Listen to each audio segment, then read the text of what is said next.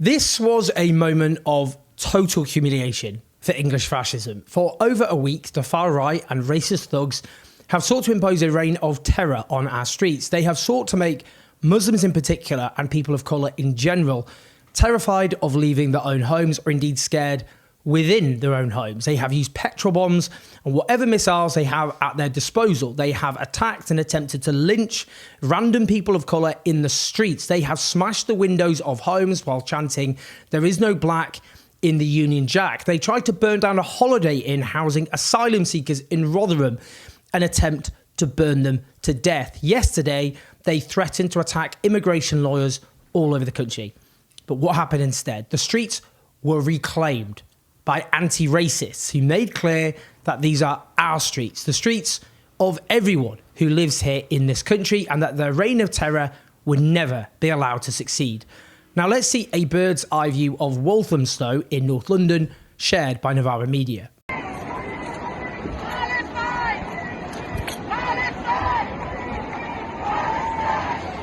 Anti-racism campaigner Maurice MacLeod shared this from on the ground.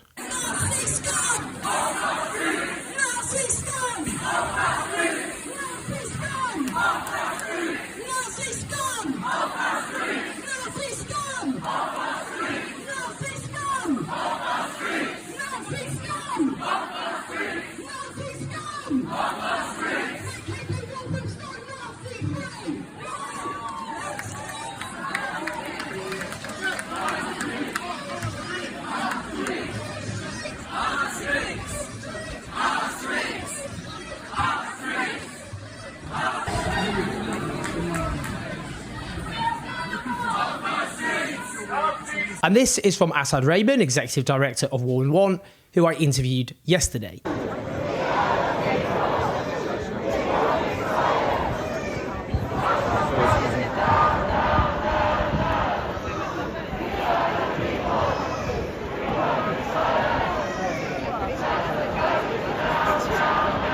Here's Newcastle.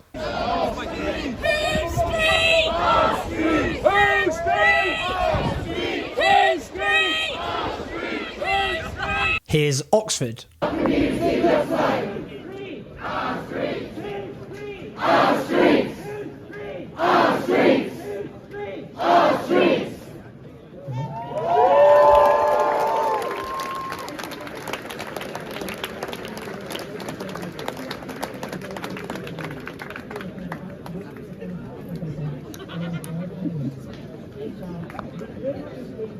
Here's Finchley, North London.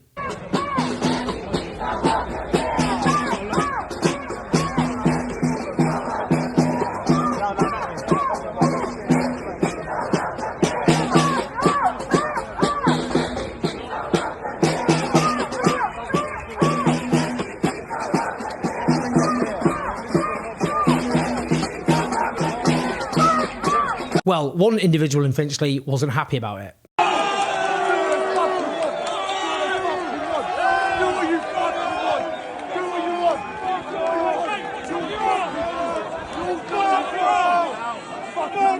Here's Liverpool.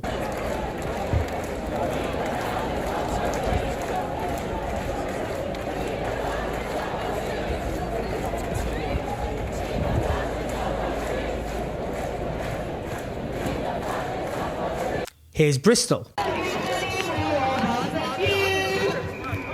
are many more of us.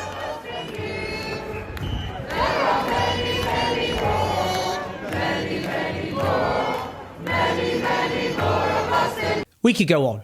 So I think it's time politicians listen to the legitimate concerns of the anti-racists who took to the streets.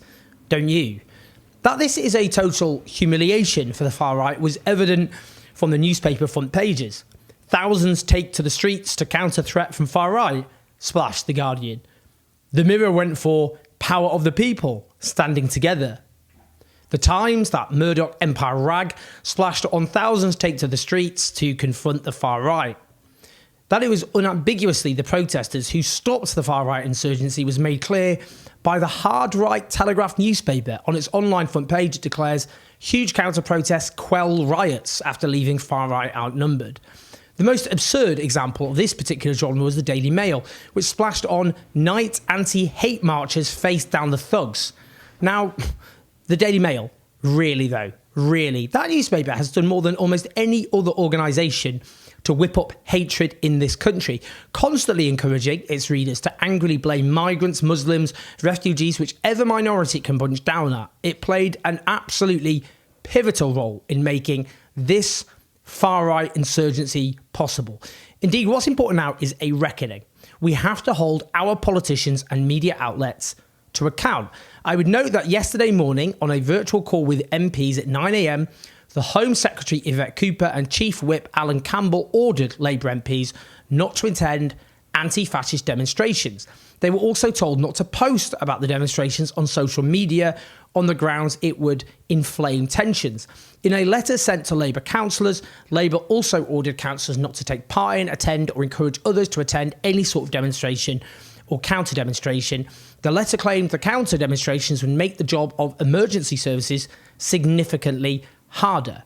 Given the pivotal role played by these rallies in facing down the far right, this was obviously absurd. But bear that in mind when you see Labour MPs trying to glory hunt off the back of what happened. Now, it's really important not to be complacent. This was a big moment. We need to build on it. But the far right remains a big danger, a menace in this country. It hasn't gone away, and we've got to stand firmly against it. But let's be clear, this country is broken. Not because of Muslims, not because of migrants, not because of refugees, not because of any other minority who just wants to live, just wants to get by, just wants to be happy. It's broken because of our economic system, which imposes hardship and insecurity on millions, regardless of their ethnicity, their religion, their race. A country with so much wealth, which ends up locked in the bank accounts, often offshore, of a tiny elite. A country which refuses to tax the well-off properly or even in some cases at all, while saying at the same time that there isn't enough money to fix our collapsing public services or to provide properly for its citizens. The richest Britons, those who appear on the Sunday Times rich list, their combined fortunes equivalent to the entire economy of Poland. We are told we can't have nice things or even just a comfortable life for millions, and so people get angry. And it suits our rulers to shift that anger in all the wrong directions, to say it's a vulnerable minority to blame, rather than those who have left a rich country with falling living standards and collapsing services and infrastructure. We've got to shift that anger to the tax-dodging rich, the poverty-paying bosses, the rip-off private landlords, and an economic system that puts profit ahead at the expense of people's needs. That's what politics should be about right now. And this has to be a moment in which everything changes. But we can't rely on Labour or indeed our mainstream media. This is a movement we have to build ourselves. Please like and subscribe. Do leave your comments. Do leave your thoughts. As ever, love to hear them. Do help keep the show on the road at patreon.com/HomeJesuit4. Subscribe, listen to the podcast. I'll speak to you soon.